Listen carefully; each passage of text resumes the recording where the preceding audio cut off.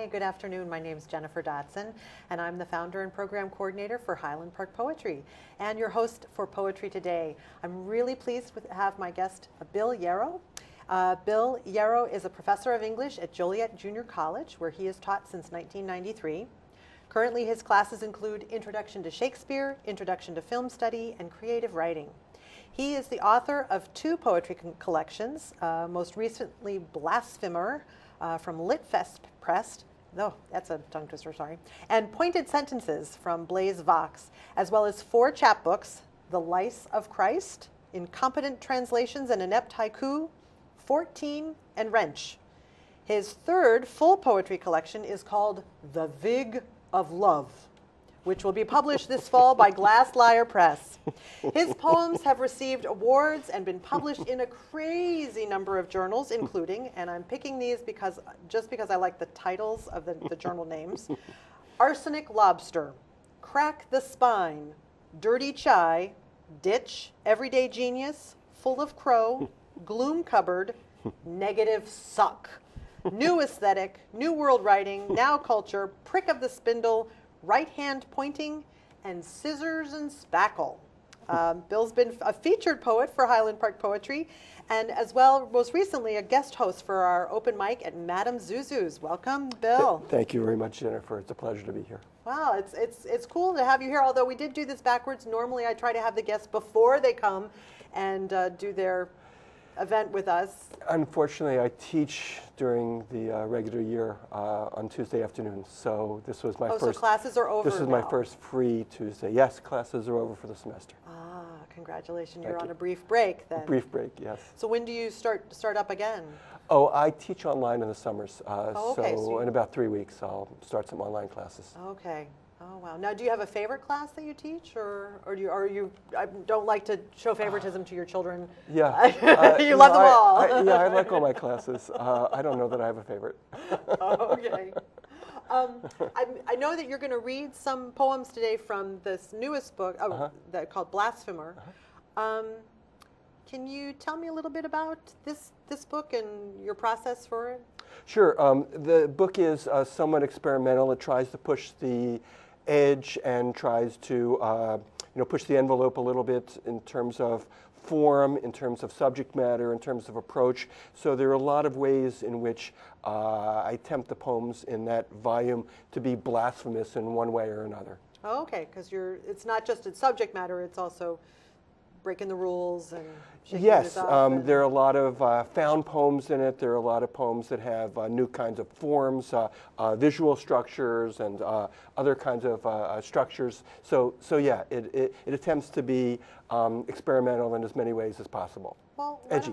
Why don't we dive right in and Sure. experience some of this blasphemy for ourselves? Well, I'm not sure I'll read all the, well, I guess I'll read a few of the blasphemous poems. This first poem is called There's No Crying in Poetry. Oh, I like that. There's no crying in poetry. There's no crying in poetry, says Coach Bukowski, barnacle gnarled, stomping on the ground behind third base. But the poetry pitcher is crying. The poetry catcher is sobbing. The poetry shortstop is bawling. The poetry center fielder is doubled over, weeping bitterly. Bukowski shakes his head.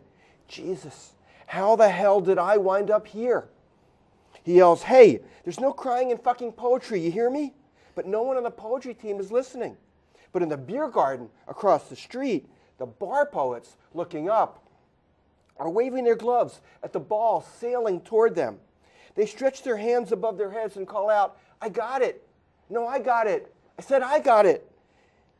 And then they collide and lie like kinks in a tangled hose. The ball lands and takes a bad hop, hits the barmaid smack on the lip. Don't you cry. Don't you dare, she hears Bukowski saying. And though it really hurts, and though she really wants to, she doesn't.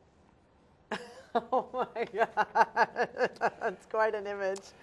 And let me read one more that's a little blasphemous as well. This is called the new blurb. So, as you know from your own experience with books, we collect blurbs from friends or other writers for the backs of our books, and normally they're very effusive, very complimentary, very lovely, flattering. But I've noticed that recently the blurbs have gotten a little edgier, a little harder. Oh. So this poem is called The New Blurb, and it has an epigraph, which is, "The old blurb is predictable in its praise and universally ignored." So this is the new blurb. 1, this book touches your heart, but not in a good way. 2, every day I thank God that books like this are hard to find. 3, to give you a sense of how infectious this book is, after I read it, I felt ill. 4, there's nothing that can be said about this book that hasn't already been said about some other book. 5, this is just the kind of book I never read, and you should too. 6, this book does the work of imagination for you, in that it's hard to imagine how it could be any worse. 7, if I truly understood all that's in this book, I would go mad, and I don't have the insurance coverage for that. 8, I found this book being not hard to write, very easy to ignore. 9, don't let the fact that the writing in this book is terrible dissuade you from reading it. Support independent presses. 10, this book proves the truth of the falsehood. Anyone can be a writer.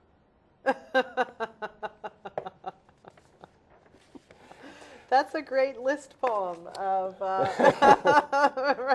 So how did you do that? Did you actually go and like find some blurbs from, and then sort of recraft them to the non? No, I made up those. Oh, you just yeah, okay. Oh my word, that's good. Yeah, I hope no one ever gives me a blurb like that. Thanks so much. Of course, and then the people who provide the blurbs usually have credentials. Sure. So it makes it more weighty and Yes. all the more important to sell that book. Although sadly, I don't think people are buying much poetry. I hope that you found it to be differently.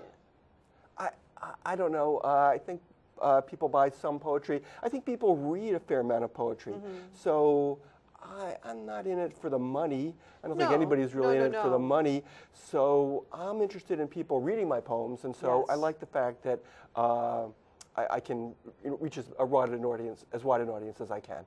Okay. Well, and I noticed that you on your website, it's just what, Bill Yarrow? BillYarrow.wordpress.com. Okay. But you have video poems. Mm-hmm. So now, were those ones that you wanted to make, or did people approach you about making those? Well, both. Okay. I've made my own video poems. I put together the video.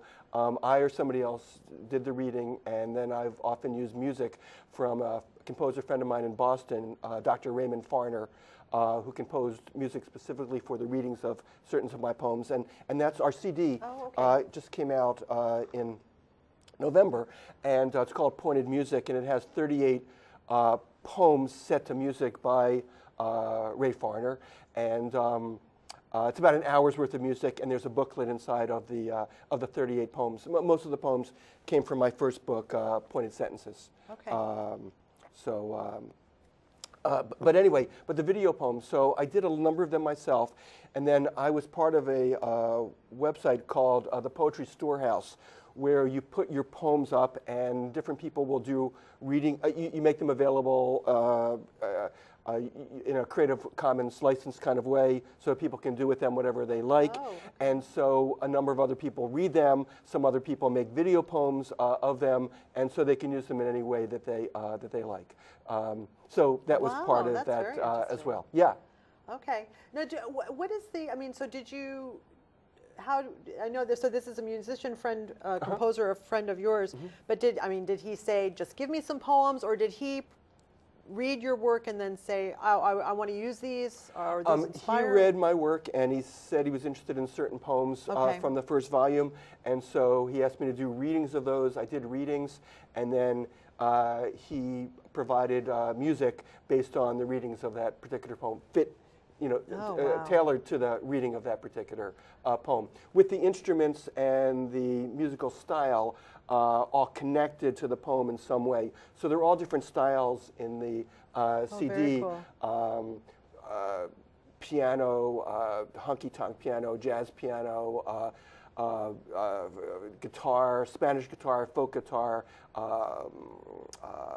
bagpipes, Oh my gosh, okay. bones, I gotta look for that one. percussion. He Yeah. does a whole kind Wow. of different things, and Okay. he had interesting ways to see the connection between the music and the poems. Oh, very Yeah, cool. it was a fun project. Okay. I love the collaboration aspect of it. So you got to do, there was some back and forth about? Yes, like- we worked together Okay. on it, and we worked together on really all aspects Okay. of the CD. Well, it's just so exciting for me to see people bringing poetry into different areas and sort of challenging the boundaries of what the art is. And There are a lot of wonderful video poems out there. Mm-hmm. I think the CD is a little different than a lot of the recorded poetry CDs, which are usually just poems set to kind of jazz backgrounds and Okay. kind of uninteresting. But this one is much more crafted and focused on the poetry. The music supports the poetry rather than sometimes the other way around. oh, okay. Yeah.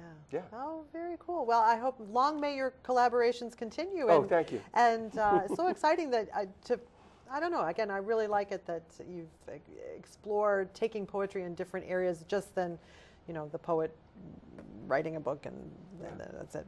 So talk to me about the Vig of Love. Yeah, I love the Vig that. of Love. So Vig comes from, it comes from the term vigorish. It's interest kind of on a loan, and usually applies in America to the excessive interest that's charged by loan sharks on a loan.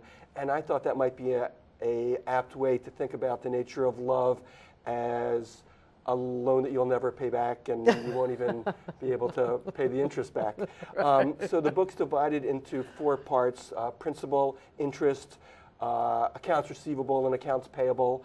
And it has a number of poems that kind of take on that debtor kind of theme and financial aspect Okay. of love as a kind of transaction. No, different relationships besides. Oh yes. Okay. Oh so yeah. those other Not not just my marriage or anything like that. Okay, right. And in general, I mean, I like to write a lot of poems from persona points of view. So I wouldn't say that there's anything really autobiographical in most of my work. Well, that brings up a good point. I wrote a poem about. Inspired. It was an ekphrastic poem about a painting, and it was this woman, and it looked like she was taking off her clothes, and so I wrote this whole thing about, it was essentially like an adultery poem. And I was afraid to put it in my book because most people read the poems and it's like, oh, did that really happen? And I'm like, well, that certainly is a common question, and yeah, I think you should put it in your book, and because I like to say that, I mean, poems are poems. They come from life, but they're really separate from life, and if you read them autobiographically, I think that you're often misled. I did have an instance, though, of I published a poem in which I had a line that said, and when my lupus cleared up, and somebody wrote me, a poet, wrote me and said, I'm so sorry to hear that you have lupus. I didn't know. And I said, I don't have lupus. It's just a poem.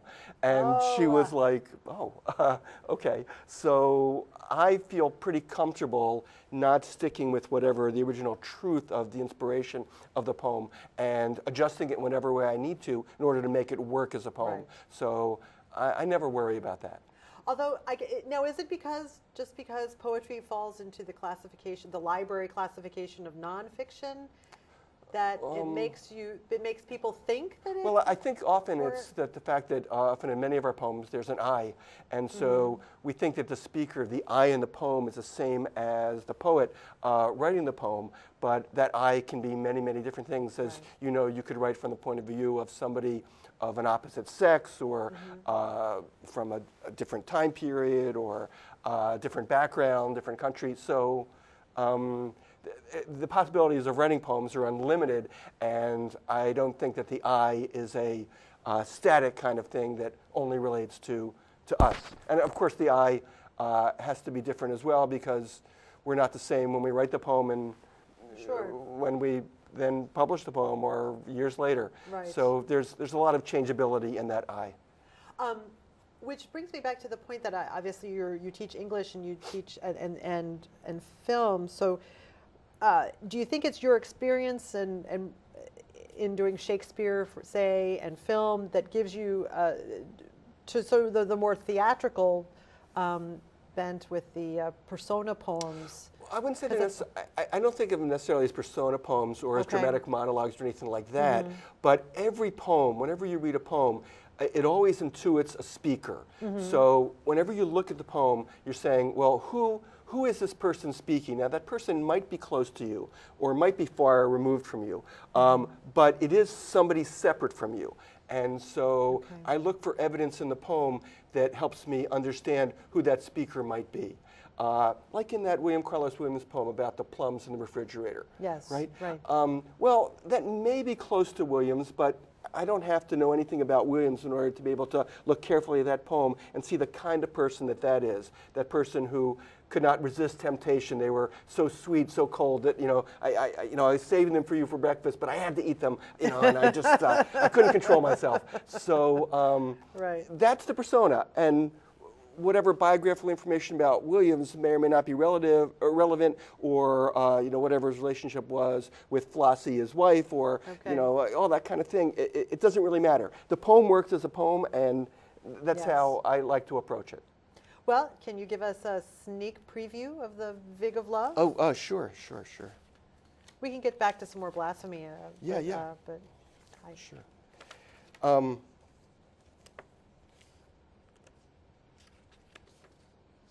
Okay, this one is called Libby, Lottie, and Carlotta. Libby tried divination, no answer. Lottie turned to numerology, a big 0. Carlotta was interested in philately, but she found that sticky. Stay away from miracles, Libby. Do not tattoo the future, Lottie. What doesn't kill you will make you cocky, Carlotta. Biology is destiny to this extent. Our bodies lead us places we otherwise wouldn't go. Darkness is a long arc, my darlings. No one escapes the entry into dirty sex, but you control the ugliness of the encounter. Pain is never love. I don't care what others say. It hurts my heart to read your poems. You deserve a knight, a Christ, commensurate with your beauty, someone halfway decent. Listen, there's a place where parents don't drink, where uncles don't rape, where brothers don't die. Where is it? All I know is it's not on the floodplain. Wow. So that's one from the new manuscript. Okay. It starts off very funny.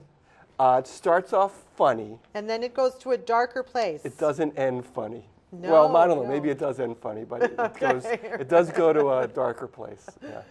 Okay. I'll read one more from. Yeah, sure. This is called The Best Banana Bread. Cousin Ed was a spoiled banana no one wanted to touch. Inexcusably bruised, the kid turned rotten, descending into dice and mash and reds and chew. I couldn't understand anything he said, like, my car has acne. He means rust, my father explained. Like, I want surgery for dinner. He means takeout, said my mom. I flexed my ego. I dismissed him as unlettered, a no account, a rube.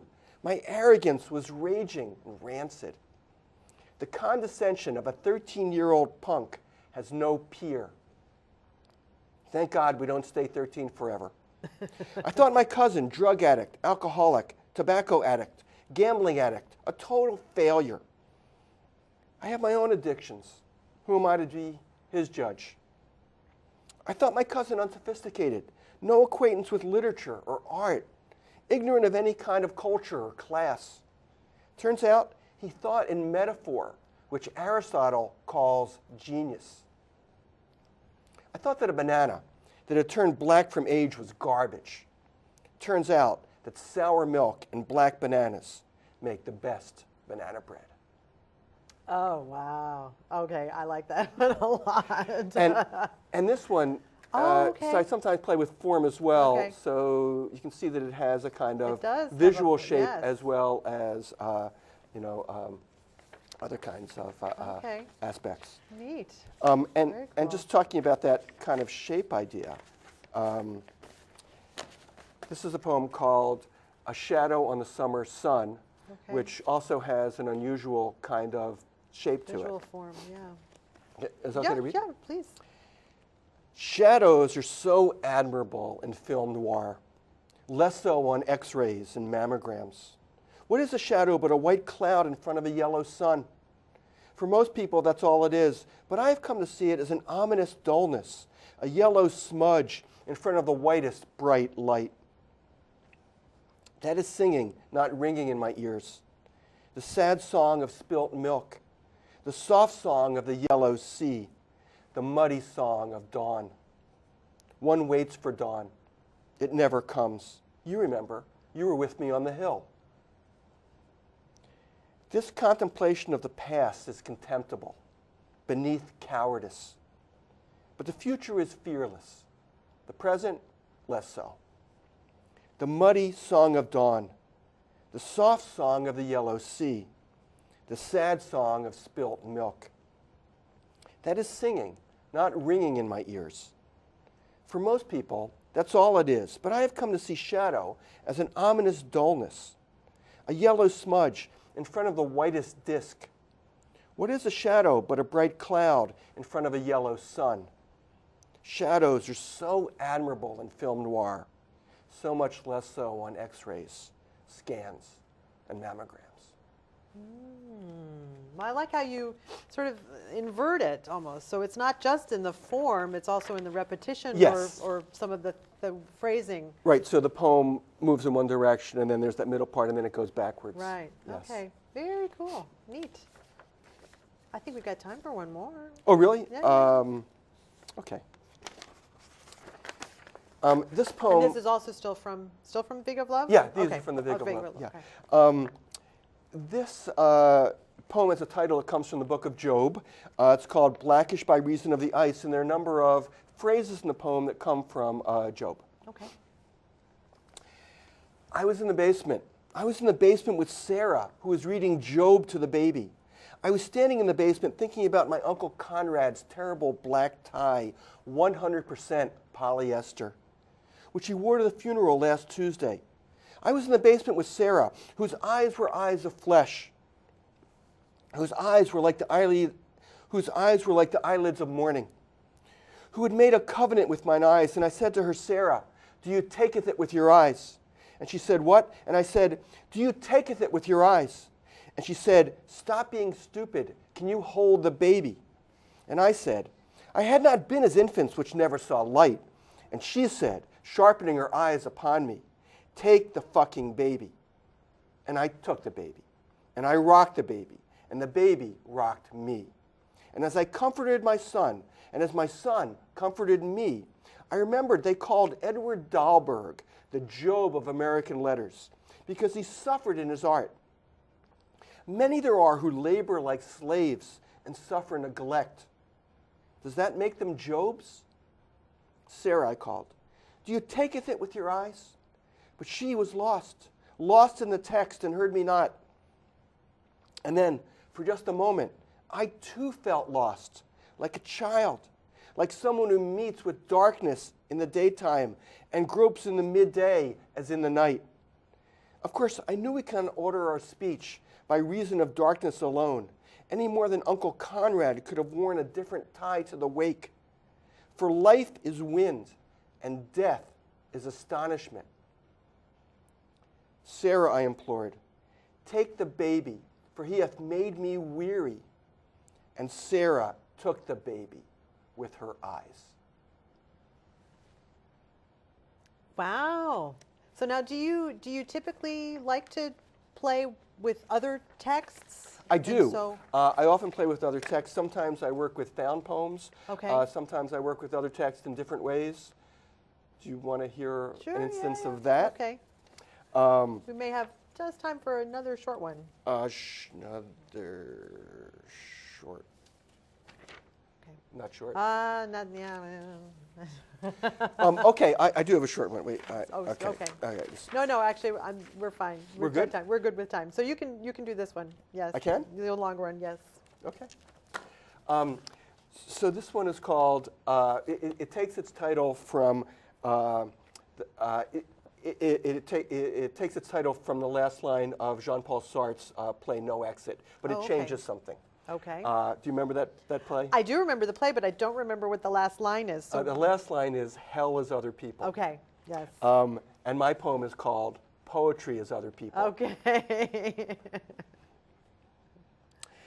Is there nothing out there but misery, tales of human fading, nomenclatures of the fallen body?